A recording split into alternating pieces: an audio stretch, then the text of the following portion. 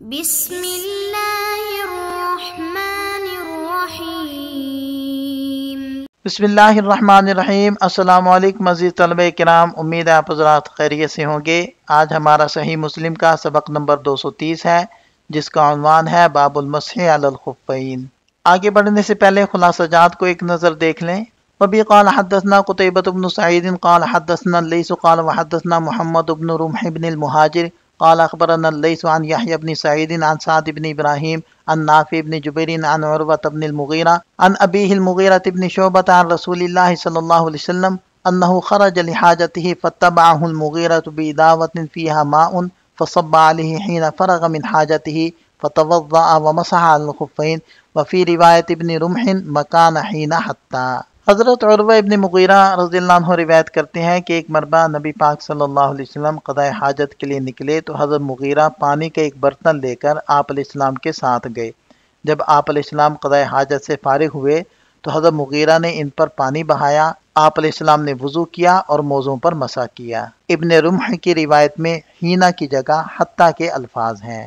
اس اسناد کے رجال 8 ہیں۔ پہلے ہیں قتیبہ بن سعید الثقفی، دوسرے ہیں محمد بن رمح بن مہاجر التجیبی ثقۃ ثبت، تیسرے ہیں لیث بن سعد بن عبد الرحمن، اور چوتھے ہیں یحییٰ بن سعید بن قیس الانصاری ثقۃ ثبت، پانچویں ہیں سعد بن ابراہیم بن عبد الرحمن ثقۃ فاضل عابد، چھٹے ہیں نافع بن جبیر بن مطعم، ساتویں ہیں عروہ بن مغیرہ بن شعبہ الثقفی، اور آٹھویں ہیں حضرت مغیرہ بن شعبہ بن مسعود رضی اللہ عنہ، مشہور صحابی ہیں۔ حدیبیہ سے پہلے مسلمان ہوئے، بصرہ کے والی بنے، پھر کوفہ کے، 50 ہجری کے اندر ان کی وفات ہوئی۔ یہ واقعہ غزوہ تبوک کے سفر میں پیش آیا جب نبی پاک صلی اللہ علیہ وسلم نماز کے لیے قضاء حاجت کے لیے تشریف لے گئے۔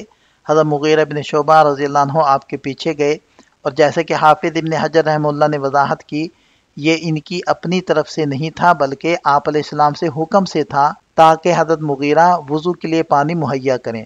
جب آپ علیہ السلام قضاء حاجت سے فارغ ہو کر دوسری جگہ منتقل ہوئے تو حضرت مغیرہ نے وضو کے دوران آپ پر پانی ڈالا۔ بعض روایات میں حتی فرغ کے الفاظ آئے ہیں، جن کا مطلب یہ ہو سکتا ہے کہ حضرت مغیرہ نے وضو کے دوران پانی ڈالا یہاں تک کہ آپ علیہ السلام وضو سے فارغ ہو گئے۔ اس سے معلوم ہوتا ہے کہ حاجت سے مراد وضو بھی ہو سکتا ہے۔ اس حدیث سے ایک اہم فقہی مسئلہ واضح ہوتا ہے، وضو میں دوسرے کی مدد لینا جائز ہے۔ اس کی تائید حضرت اسامہ ابن زید رضی اللہ عنہ کی روایت سے بھی ہوتی ہے، جس میں آیا ہے کہ انہوں نے عرفات سے واپسی پر آپ علیہ السلام کے وضو میں پانی ڈالا۔ اگرچہ بعض ضعیف روایات میں وضو میں مدد لینے سے منع کیا گیا ہے، لیکن صحیح احادیث سے اس کا جواز ثابت ہے اور آپ علیہ السلام کا عمل اس پر واضح دلیل ہے۔ یہ حدیث متفق علیہ ہے، اور دیگر ائمہ حدیث نے بھی اپنی اپنی کتابوں کے اندر اس حدیث کو ذکر کیا ہے، جس کی تفصیل یہاں موجود ہے۔ یہاں سے اس حدیث کے فوائد کو ذکر کیا جا رہا ہے۔ اول یہ کہ موضوع پر مسح کرنا شرعاً جائز ہے اور نبی پاک صلی اللہ علیہ وسلم کا عمل اس کی واضح دلیل ہے۔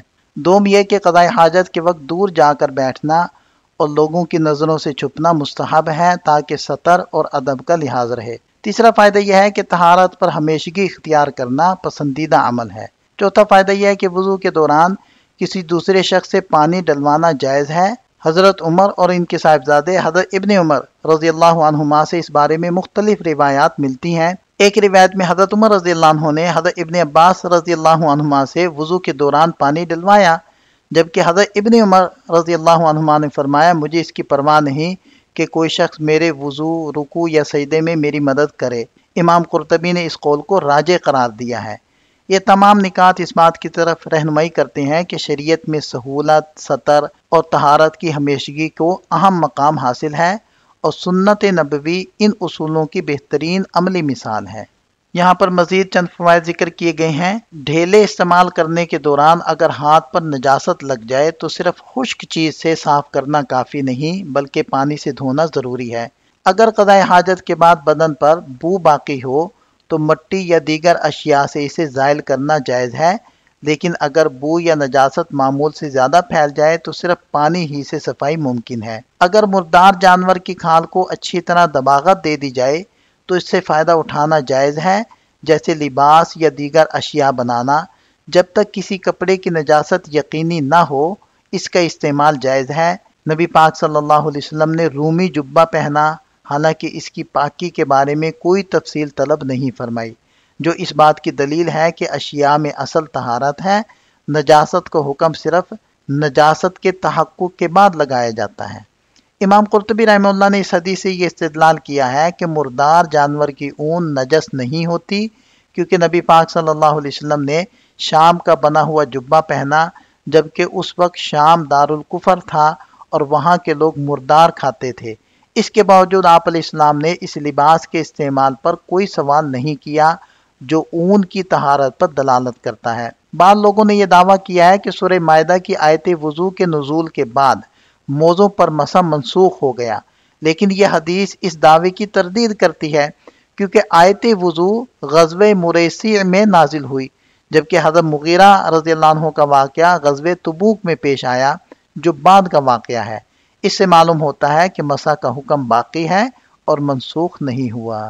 اسی طرح نبی پاک صلی اللہ علیہ وسلم کے عمل سے یہ بات واضح ہوتی ہے کہ سفر میں چست اور سادہ لباس پہننا جائز ہے، بلکہ یہ عمل سہولت اور چستی کے لیے مفید ہے۔ ایسے لباس سے حرکت میں آسانی ہوتی ہے اور عبادات میں سہولت حاصل ہوتی ہے، اور نبی پاک صلی اللہ علیہ وسلم نے سفر کے دوران بھی مکمل وضو فرمایا، جس میں سنتیں بھی شامل تھیں، جیسے 3 بار آزاد ہونا۔ امام قرطبی رحمہ اللہ نے یہ گمان کیا کہ آپ علیہ السلام نے صرف فرض اعضاء کو دھونے پر اکتفا کیا، لیکن مختلف روایات کے باہمی تقابل سے واضح ہوتا ہے کہ آپ نے وضو مکمل سنت کے مطابق کیا۔ اس سے یہ سبق ملتا ہے کہ سفر میں بھی سنتوں کی پابندی ترک نہیں کرنی چاہیے۔ آپ علیہ السلام نے ایک دیہاتی عورت کی خبر کو قبول فرمایا، جس سے یہ اصول اخذ ہوتا ہے کہ شرعی احکام میں خبر واحد قابل قبول ہے، چاہے راوی عورت ہو اور چاہے وہ مسئلہ عام ہو یا خاص۔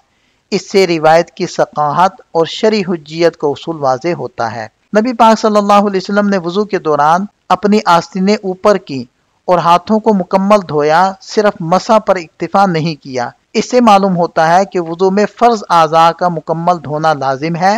اس معاملے میں ہر قسم کی غفلت سے پرہیز کرنا چاہیے۔ اسی طرح یہ فائدہ بھی حاصل ہوتا ہے کہ اہل علم اور فضیلت رکھنے والے افراد کی خدمت کرنا شرعاً جائز ہے، بلکہ یہ عمل مستحب اور باعث برکت ہے۔ صحابہ کرام نبی پاک صلی اللہ علیہ وسلم کی خدمت کو سعادت سمجھتے تھے، اور اس سے امت کو یہ سبق ملتا ہے کہ علم و تقوی والوں کی خدمت میں کوئی عار نہیں، بلکہ یہ قرب الہی کا ذریعہ ہے۔ اسی طرح فاضل کا مفضول کے پیچھے نماز پڑھنا جائز ہے۔ نبی پاک صلی اللہ علیہ وسلم نے حضرت عبد الرحمن ابن عوف رضی اللہ عنہ کے پیچھے نماز ادا فرمائی، حالانکہ آپ علیہ السلام سب سے افضل تھے۔ اس سے معلوم ہوتا ہے کہ اگر امام شرائط امامت پر پورا اترتا ہو تو اس کے پیچھے نماز پڑھنا جائز ہے، چاہے مقتدی اس سے افضل ہو۔ اسی طرح آپ علیہ السلام نے حضرت ابوبکر صدیق رضی اللہ عنہ کے پیچھے بھی نماز پڑھی، جو اس اصول کی مزید تائید کرتا ہے۔ اسی طرح اس روایت سے مسبوق کی نماز کا حکم بھی ثابت ہو گیا کہ جو شخص نماز میں امام کے ساتھ تاخیر سے شامل ہو، وہ امام کے ساتھ جتنا حصہ پالے اسے ادا کرے اور امام کے سلام کے بعد باقی نماز مکمل کرے۔ یہ قضا نہیں بلکہ تکمیل ہے۔ یہاں ہمارا سبق مکمل ہو جاتا ہے۔ ایک نظر خلاصے کو دیکھ لیں۔ اس باب سے متعلق فوائد اور سوالات کو ہم اگلے سبق کا حصہ بناتے ہیں۔ تو ملتے ہیں نئے سبق کے ساتھ۔ اللہ تعالیٰ ہم سب کا حامی و ناصر ہو۔ دعا میں یاد رکھیے گا۔ السلام علیکم۔